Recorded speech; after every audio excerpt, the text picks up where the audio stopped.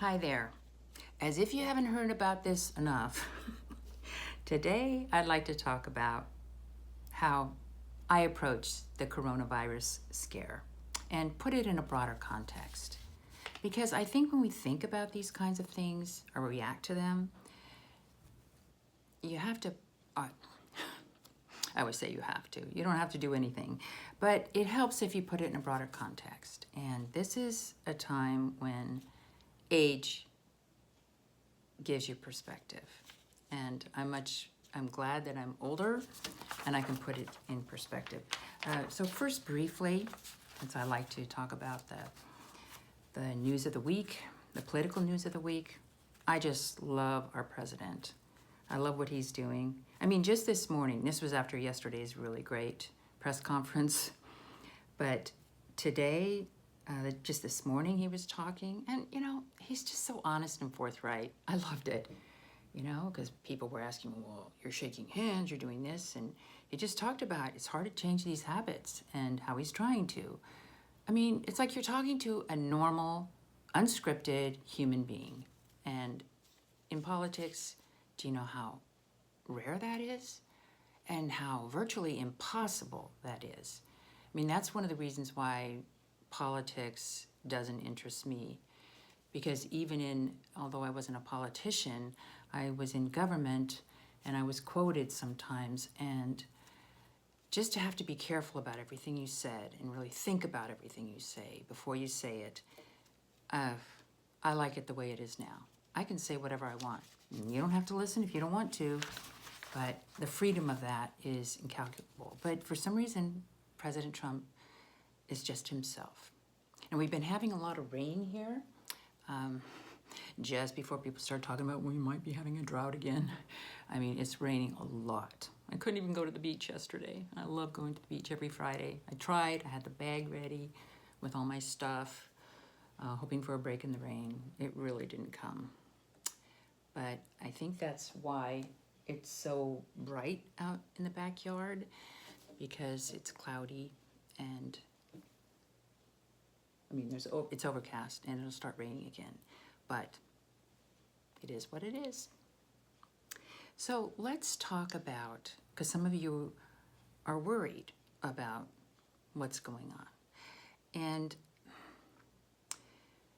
the way I approach these things is, if you find yourself worried, if you're the type of person that worries about these things,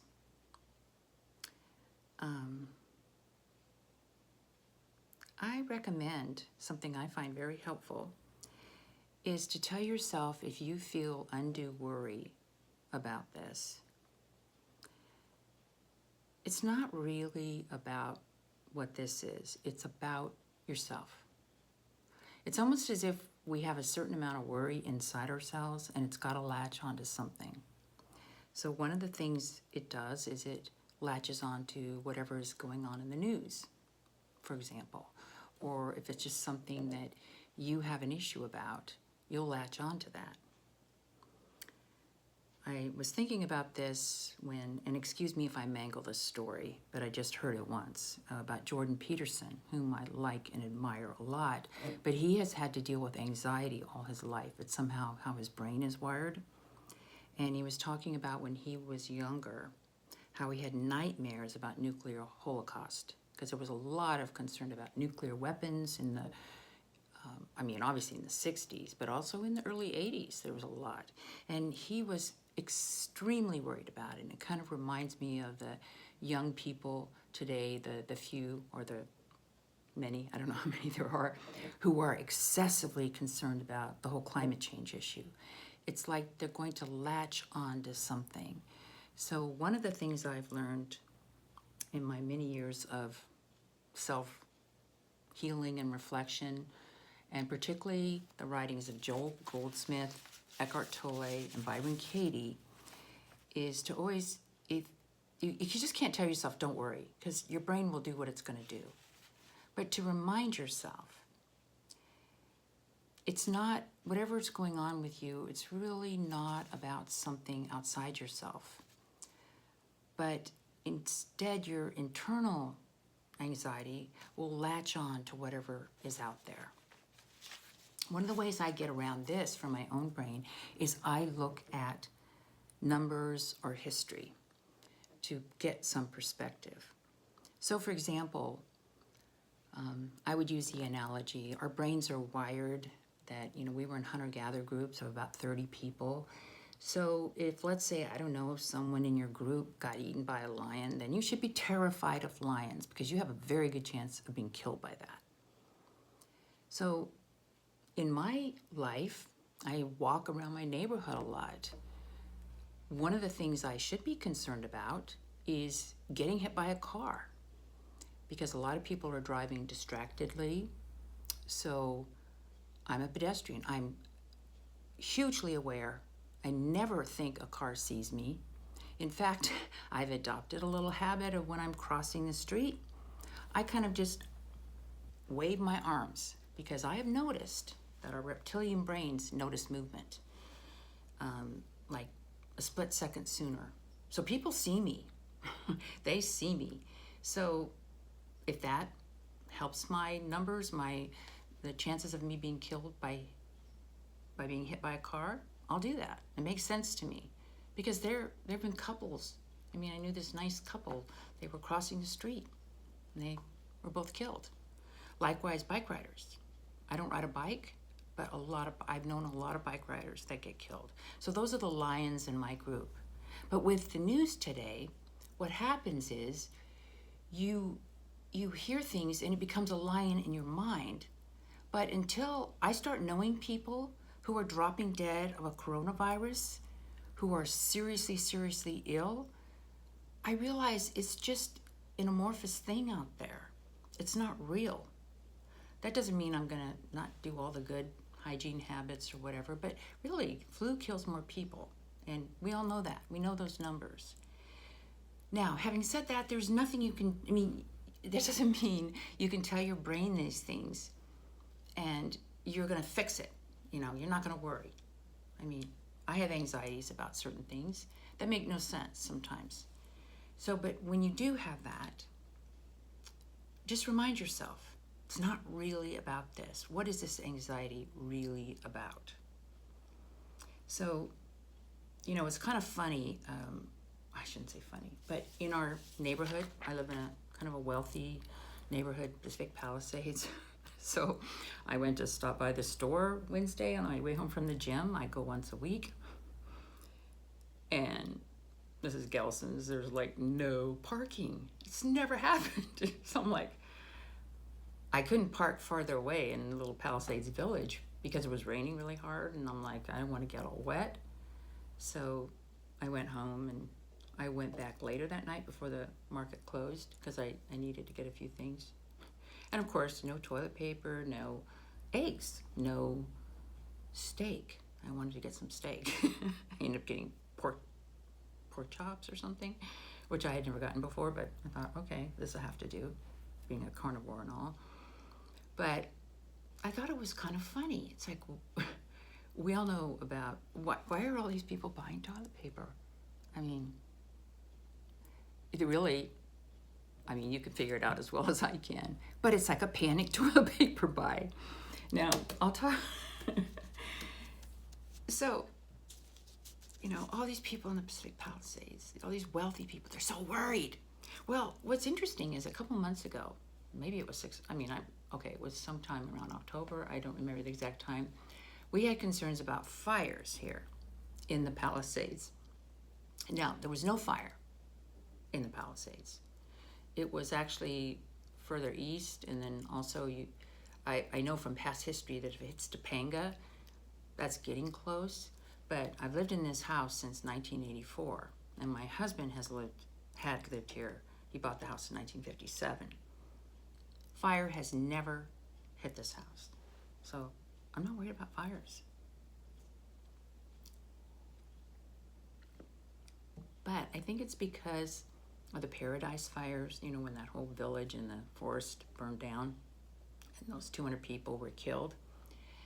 There's a lot of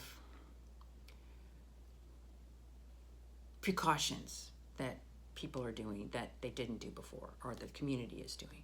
It was crazy. Let me tell you, it was crazy. I had to move my iPhone even though I had it on Do Not Disturb. I had to keep it out of my room because he's at 2 o'clock in the morning, beep, beep, beep. They were like, just to tell me, you don't have to evacuate. It's like, you're waking me up for that. So I took the phone and put it in the other room. It's like, I don't need to be wakened up for this. But I remember driving along Sunset Boulevard after I went to Gelson's to do my grocery shopping. And all the houses north of Sunset, everything was dark. That whole area was evacuated and the power was cut purposefully. And why? There was no fires in this area. There was a thought, because we have a lot of winds, these called Santa Ana winds. There were a lot of winds blowing sparks. So the sparks were, and that could start a fire. I mean, they weren't necessarily, but there was the thought that could happen. So they wanted to be prepared. So people took this as real, that the fire danger was real.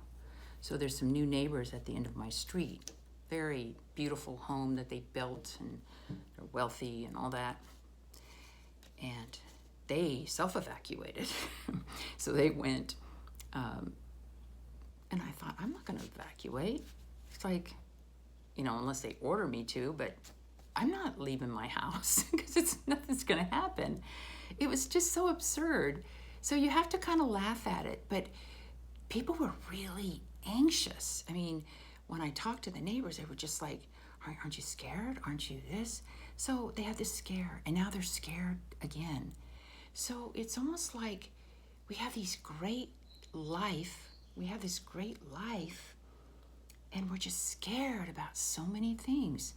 So it doesn't really matter how wonderful your life is or what you have. You can still be consumed with fear even when there's nothing to fear. So I'm not saying don't take precautions. Like a long time ago, I decided I don't want to be running to the grocery store because I run out of something. So all my things that are not non-perishable, I stock up on. So I have plenty of toilet paper, plenty of paper towels, plenty of supplies like that, because I don't want to go, oh my God, I'm out of toilet paper and I got to run to the store. I don't really like doing errands. So, and I have the storage space. So I've stocked up on things like that. I mean, but I can't stock up on eggs. They go bad after a while. But I'm just smiling to myself. Eventually the eggs will come back. But just notice if you're worried. So for example, I was FaceTiming with my niece, Julie. She's a college student, so they just cut the classes, and she has to do Zoom, she says. But she's not worried. She's taking it all in stride. That's her personality. That's just her nature. She just, it's like, okay, go with the flow, figure it out. And, that's really nice when you can be like that. And all of us should be like that, but you can't control it. You really can't. I have another niece, Lindsay. She's a little more concerned, but she's working on it. I haven't talked to Jenna to see. Jenna, she's not worried. But anyway. Now, you could say, oh my God, I'm worried about the stock market. Okay. I mean, I have a lot of money, as I've mentioned, in the stock market. But when I put it in context, no, it's not a problem. And it's going to come back. It's going to come back because there's nothing fundamentally wrong with our economy. Not at all. Quite the contrary. So when the fear goes away, it'll come back strong. I remember a long time ago during the dot-com bubble. As you know, that was in the late 1990s. And I had an investment in a company called Ask Jeeves. And it just shot up. I mean, it was like my first big thing of money. And it was amazing. It was amazing. And it would, for a while there, it was like going up tens of thousands of dollars in one day. And also dropping tens and thousands of dollars in one day. And, I would check it. I'd go online and check it because I just started E-Trade. And my mood was shifting all the time, whether it went up or down. And one day I had this thought, this is just all in my head. Why is what I'm thinking affecting whether I'm happy or not that day?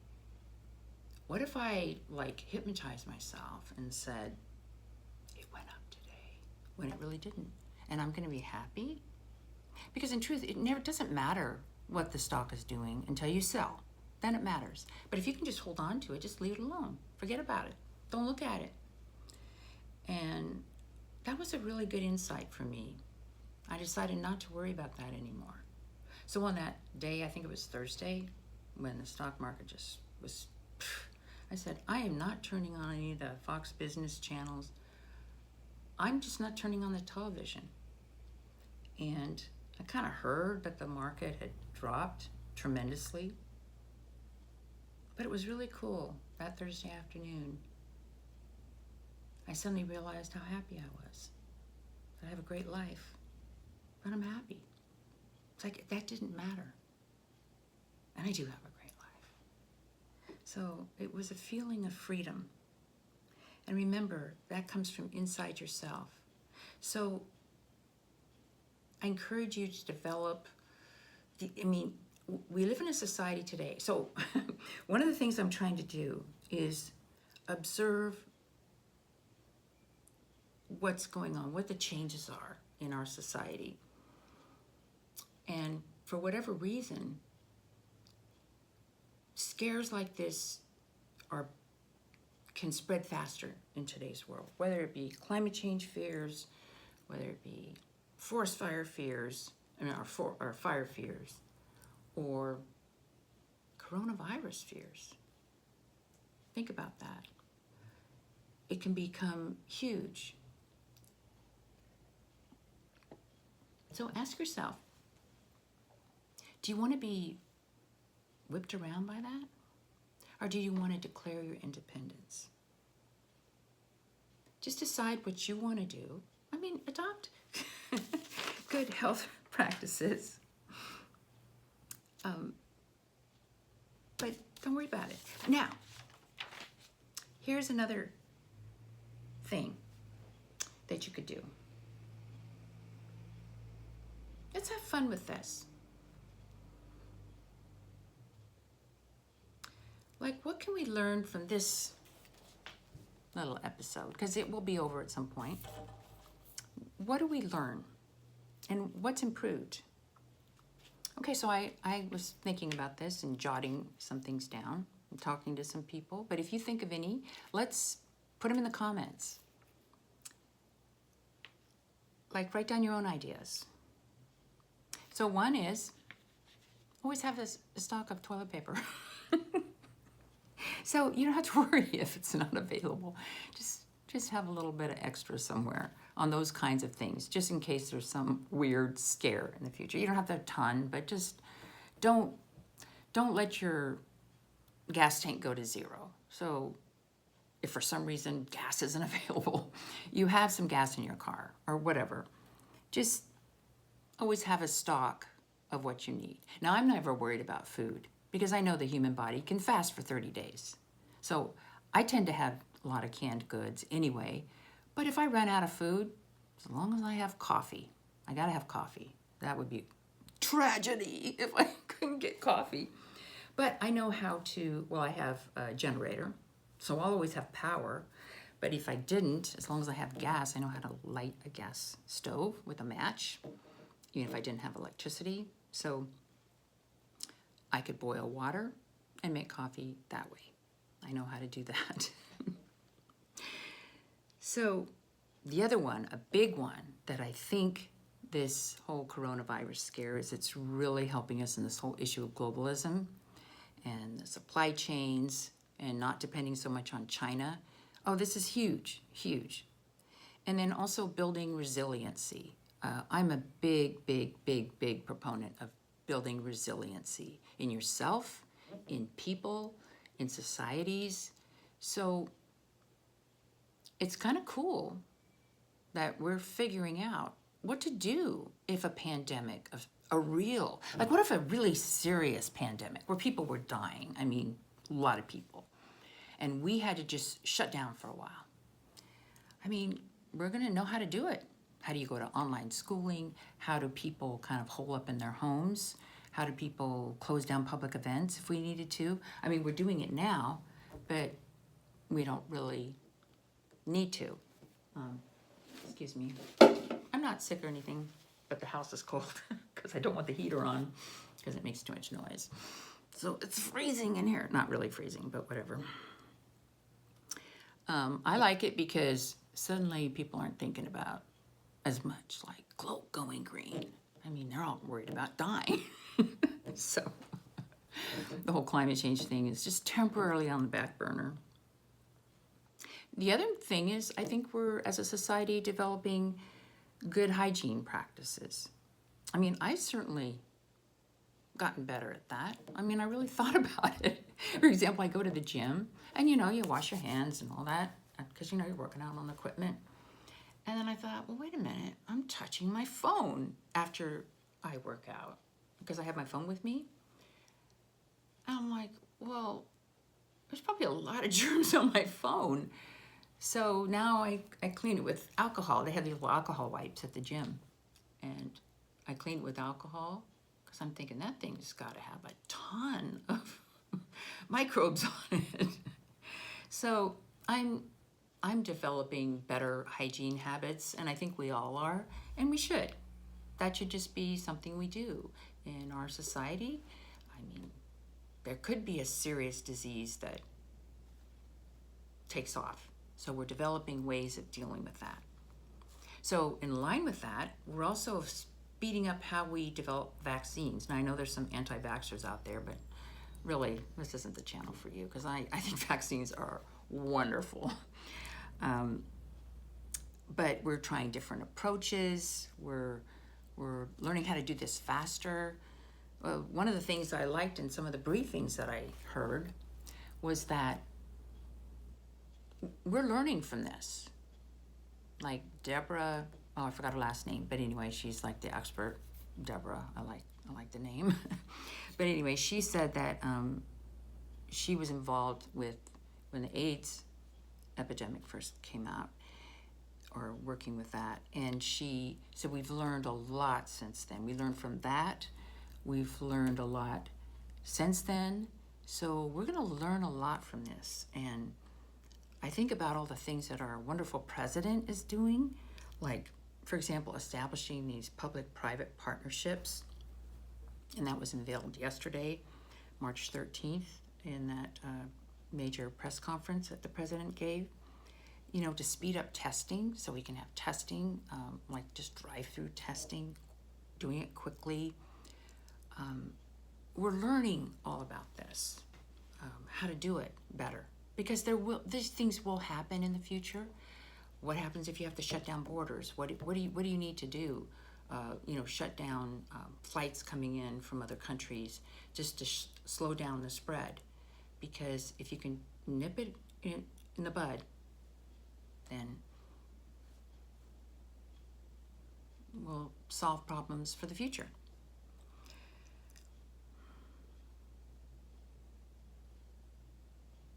Another big one is online schooling. Now, I remember a long time ago reading Salman Khan's book, and he's the guy that did Khan Academy, and he's still doing it. But this whole idea of a flipped classroom, why do you need to go into a classroom and sit and listen to a lecture? The only reason you need to be around an instructor in person in the classroom really is to work out problems, to discuss things with people. But I think it's kind of good that we learn how to do this in a more online way. There'll be more advances in that, because right now, pretty much all the colleges and all the schools are going to online right now. So there'll be a lot of advancements in that area. And if we get good at being able to turn that on and off, I think that will help for future. That'll build resilience in our societies for dealing with these sort of things. So it's kind of good that all this is happening for something that really isn't a problem. I mean, nobody wants to get sick. When I say not really a problem, I'll think it's a problem when people I know are dying. Then to me, it's a problem. But until that happens, I don't even know anybody who's gotten sick. And as far as I know, most of the people who get sick get better. What's happened is if you're older and you have a compromised immune system and you've got other issues, breathing difficulties, that's going to be a problem for you. That's always been the case for people in poor health.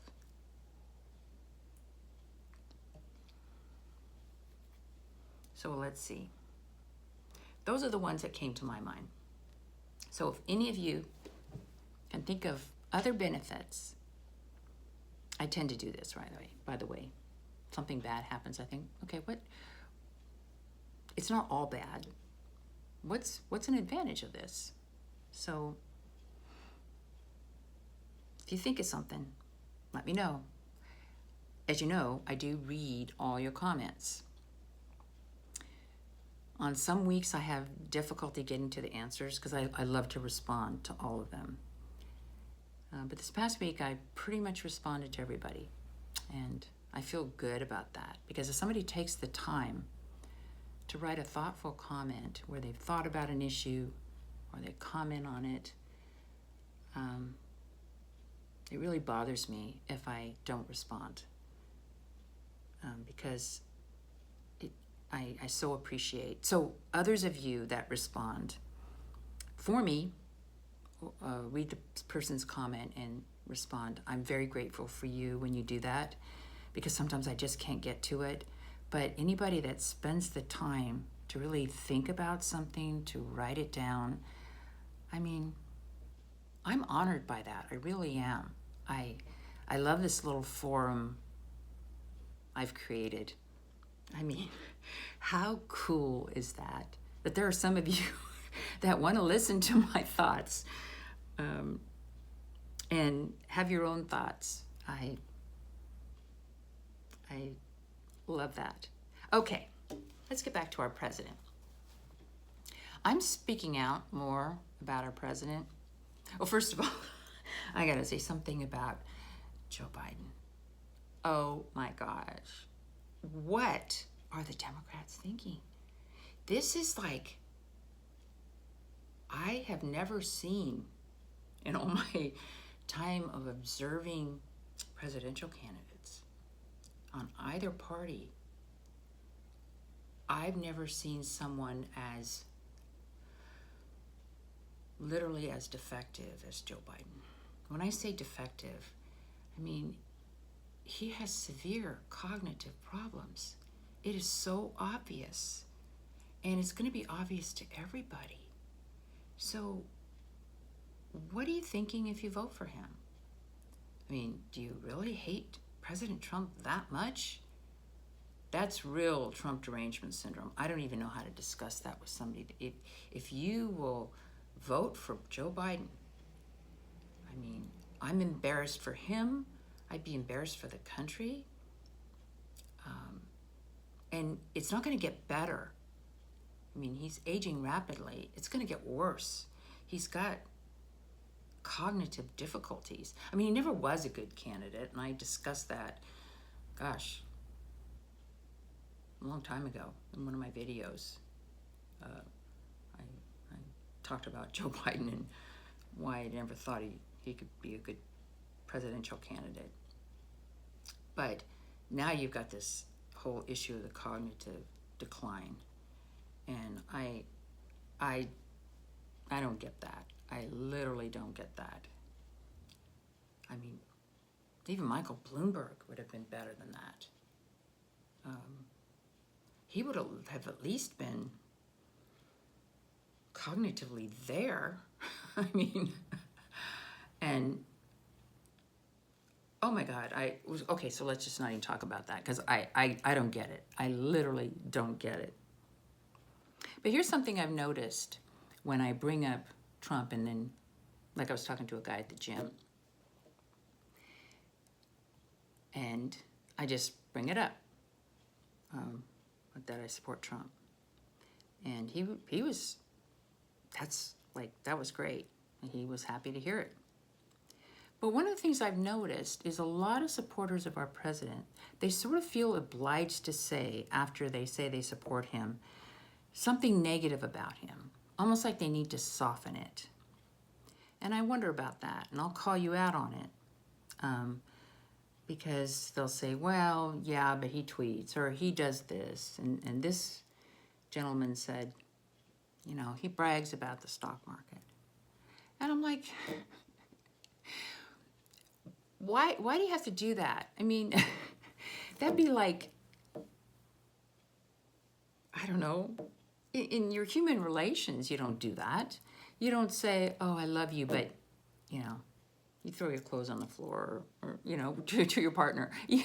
I mean, why do you have to caveat it? Is it because you want to soften it so it's like, because other people have Trump derangement syndrome that you just can't say, no, he is our best president that we've had in a long time, and I support him 100%, 110%.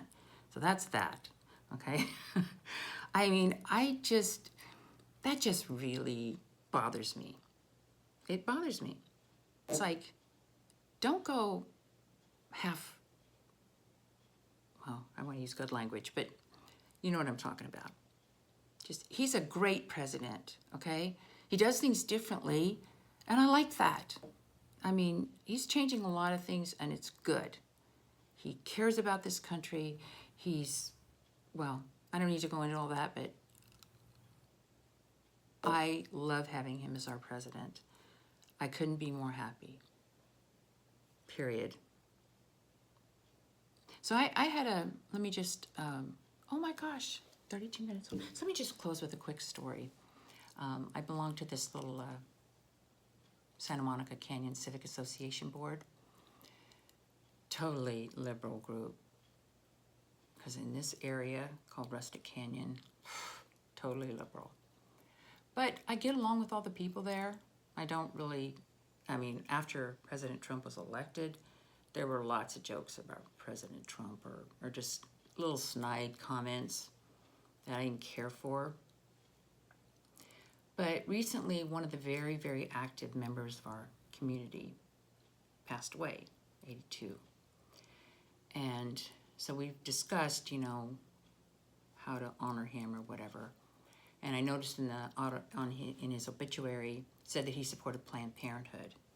So the very nice woman who runs the council, I like her a lot. We're always voting on what to do with the money.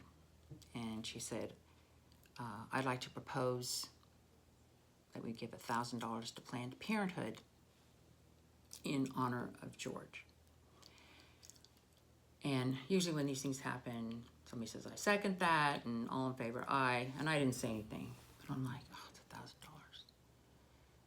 But it's just like, what are we doing? So finally I said, I just have to lodge a protest here. I know it's not going to make any difference and that nobody else feels this way, but I don't think it's right that we take the money from our dues members and give it to a political cause, because this is where I was really stepping out on a limb in this group. I said, I don't support Planned Parenthood. I said, if I died, are you all going to give $1,000 to the Republican Party? And then, I was coming out as a Republican. I guess, maybe a few of the people knew, but it wasn't something I openly said. I never said I wasn't. But what was interesting is suddenly a man who's a newer member spoke up and he said, I agree, because we're representing the entire community here and we shouldn't do it. And then somebody else, another very liberal person, said, yeah, we should do a plaque in the park. And I said, plaque, great idea. And without even taking a vote, the head said, Deborah, this wonderful woman, said, Deborah, thank you so much for bringing that up. You're absolutely right. We shouldn't be doing this. And she withdrew it. And I was joking around, like one of the women said, Deborah, you're right, I would not want to give any money to the Republican Party. And I said, well, I guess I can't die anytime soon. But I sensed respect from the group for that. Because one of the things I've noticed in the very liberal groups that I run around with, most of them, if you frame something as you being part of a persecuted minority in some way, shape, or form, that resonates. They don't like that.